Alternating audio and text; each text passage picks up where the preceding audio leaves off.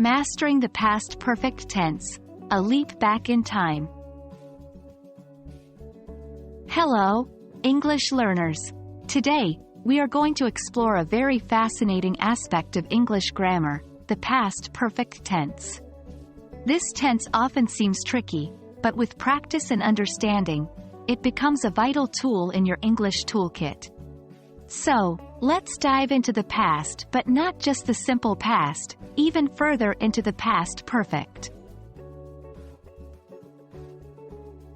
The past perfect tense describes an action that occurred in the past, before another past action. This tense is formed using the auxiliary verb, had, followed by the past participle form of the verb.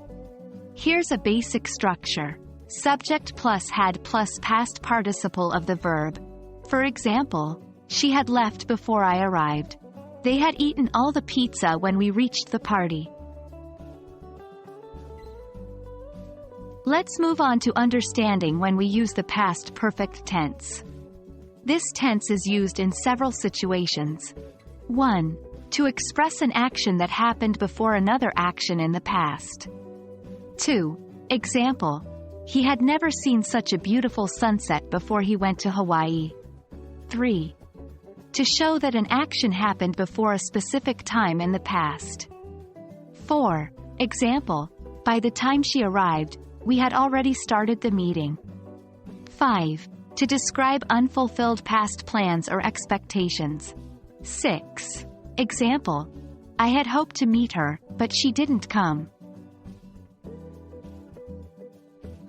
To make negative sentences in the past perfect tense, we use had not, or the contraction hadn't. For example, I had not seen her before that day. And to form questions, we start with had, followed by the subject. For example, had you met him before yesterday? To really solidify your understanding of the past perfect tense, let's do some practice exercises together. Remember, practice makes perfect. 1. Change this sentence to the past perfect tense.